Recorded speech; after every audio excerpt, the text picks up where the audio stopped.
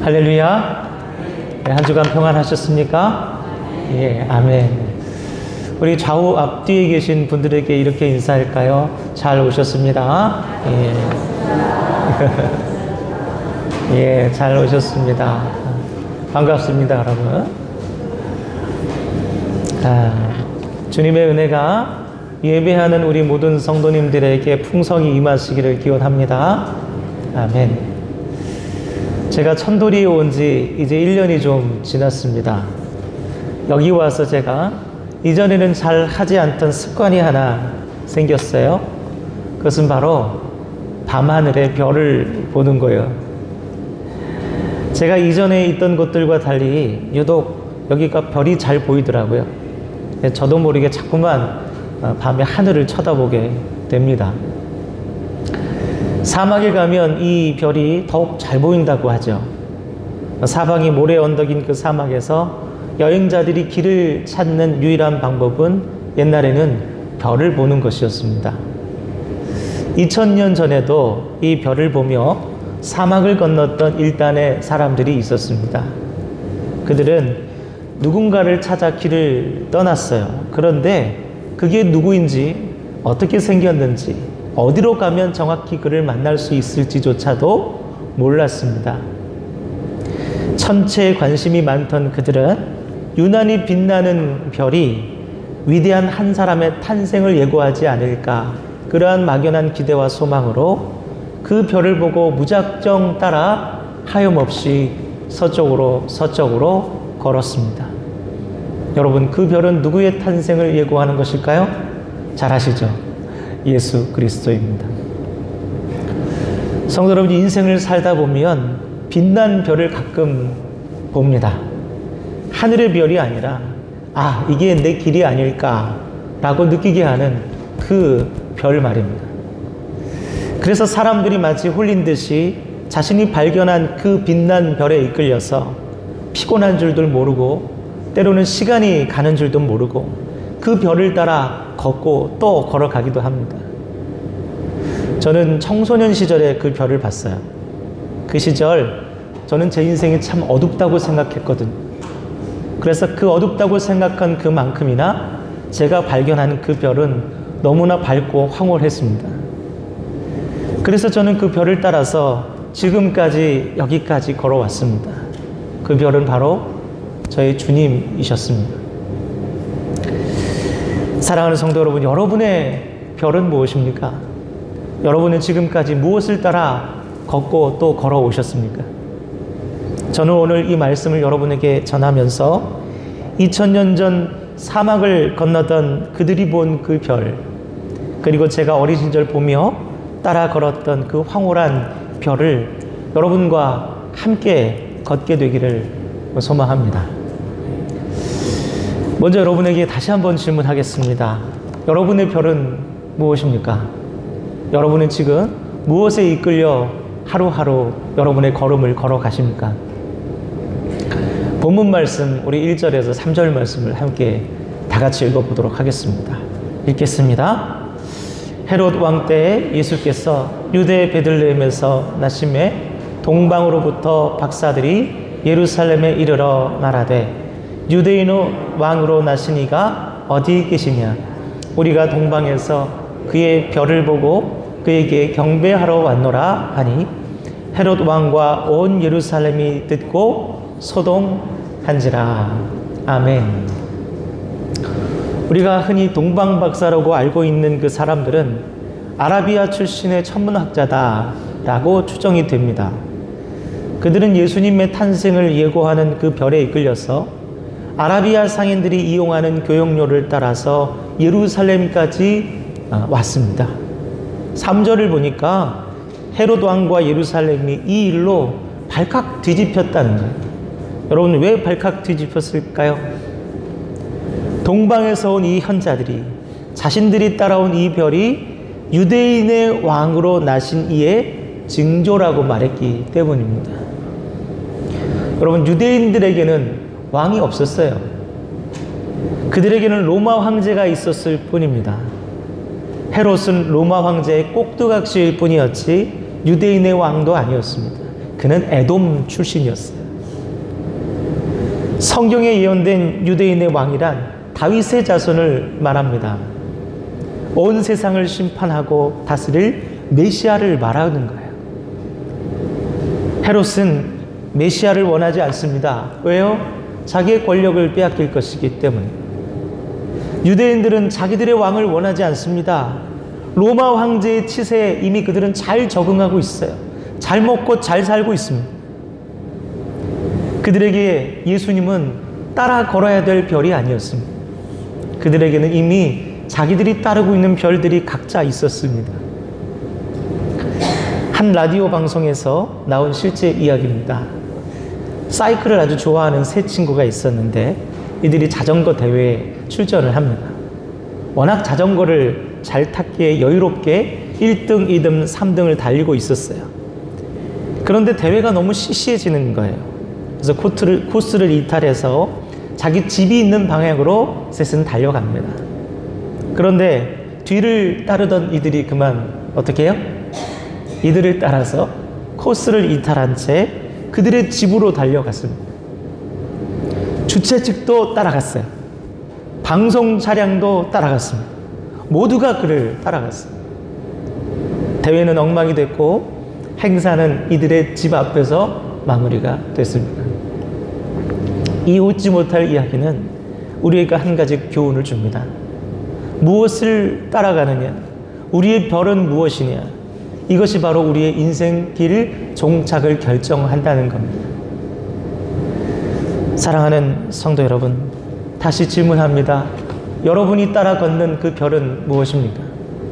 그 별이 만일 주님이 아니시라면 우리는 반드시 길을 잃고 말 것입니다. 저와 여러분의 별은 예수님이십니다. 그 별을 따라 걷는 것이 참된 인생입니다. 성탄을 준비하시는 이 대림절, 여러분 별 되신 그 주님을 따라 걸으시기를 바랍니다. 둘째로 제가 여러분에게 또 말씀드리고 싶은 것은 예수님이 별이 된 사람과 예수님에 대한 지식을 가진 사람은 서로 전혀 다른 종류의 사람이라는 거예요. 우리 4절, 5절, 6절 말씀을 다 같이 함께 읽겠습니다. 4절, 5절, 6절입니다. 왕이 모든 대제사장과 백성의 서기관들을 모아 그리스도가 어디서 나겠느냐 물으니 이르되 유대 베들레헴 이오니 이는 선지자로 이렇게 기록된 바 또 유대 땅 베들레헴아 너는 유대 고을 중에서 가장 작지 아니하도다. 내게서 한 다스리는 자가 나와서 내 백성 이스라엘의 목자가 되리라 하였음이니이다. 아멘. 헤롯 왕은 동방박사가 말한 유대인의 이 왕이 구약 성경에 예언된 메시아라는 사실을 알고 있었던 것 같아요. 그래서 그는 대제사장과 서기관을 불러옵니다.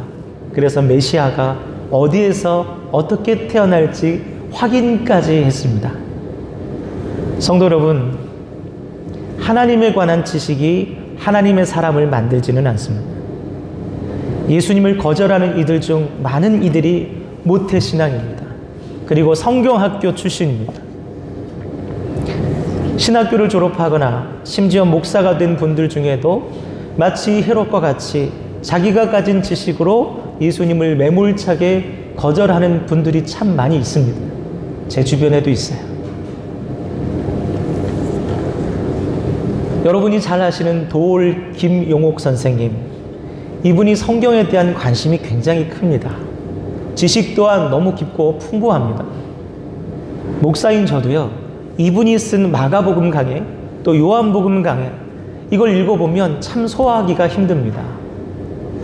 그런데 그에게 이 하나님에 관한 지식은요, 그저 학문에 불과합니다.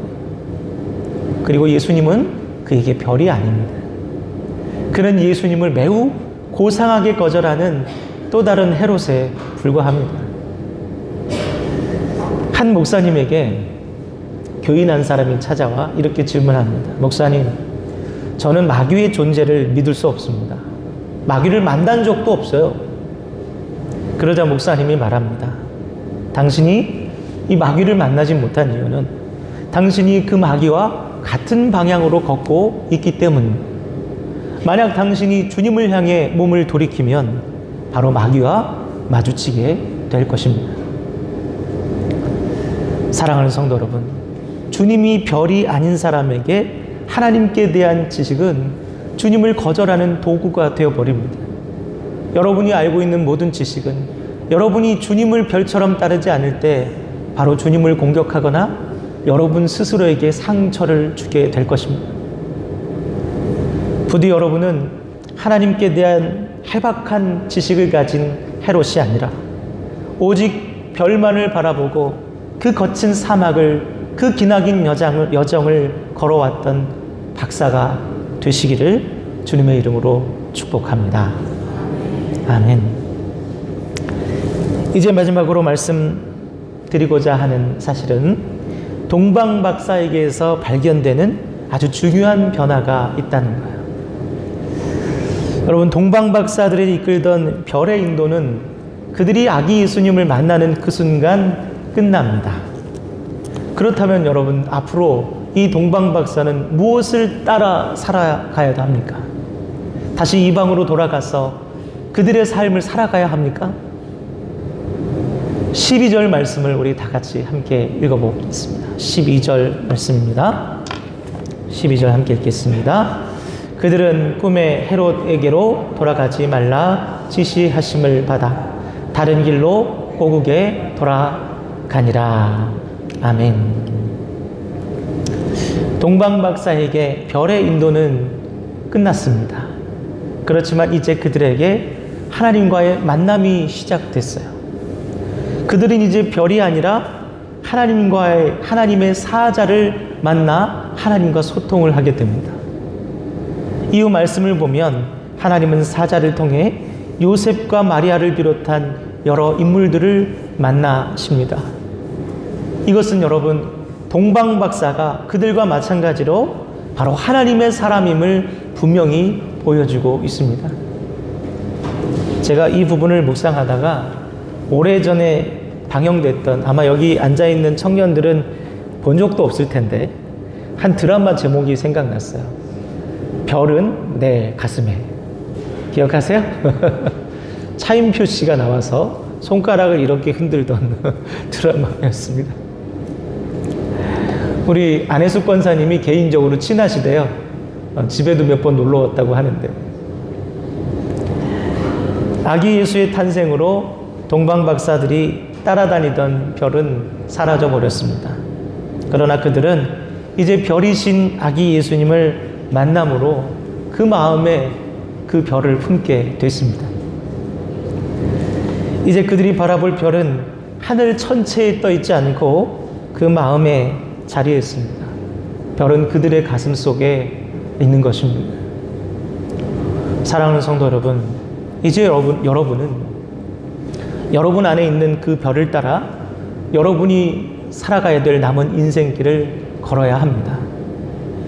그렇게 별을 따라 여러분이 걷다 보면 그토록 여러분이 고대하던 주님을 다시 만나 뵐 것입니다. 오늘은 대림절의 시작인 대림절 첫째 주일입니다. 별을 따라 긴 여정을 마다않던 그 동방 박사들과 같이 우리를 위해 이 땅에 오신 주님의 성탄을 별을 따라 걷는 그 마음으로 경건하게 준비하시는 저와 여러분이 되기를 주님의 이름으로 소망합니다. 네, 기도하겠습니다. 하나님 아버지, 참으로 감사합니다. 주님께서 우리를 구원하시기 위해 이 낮고 천한, 그리고 너무나 춥고 더럽고 어두운 마국간에서 태어나셨습니다. 왜 주님은 이 땅에 오셨어야만 합니까? 왜 그것이 우리를 위함입니까? 이 대림절 기간 동안 사랑하는 주의 성도들이 바로 그와 같이 주님의 오심을 이해하고 깨닫고 나를 위한 주님의 큰 사랑을 온전히 고백하는 귀한 기간이 될 수 있도록 인도하여 주시옵소서. 주님에 대한 지식은 있지만 주님을 우리의 별로 삼지 않고 그분을 따르지 않는 헤롯이 세상에는 너무나 많이 있습니다. 주님, 저희들은 주님을 별로 삼으며 우리 인생의 행로를 정하는 기준이 되는 그러한 삶을 살 수 있도록 별 따라 살아가는 저희가 될 수 있도록 주님 인도하여 주시옵소서. 이 자리를 주님께서 함께 하시고 복 주고 계심을 믿고 원하오며 예수님의 이름으로 기도드립니다.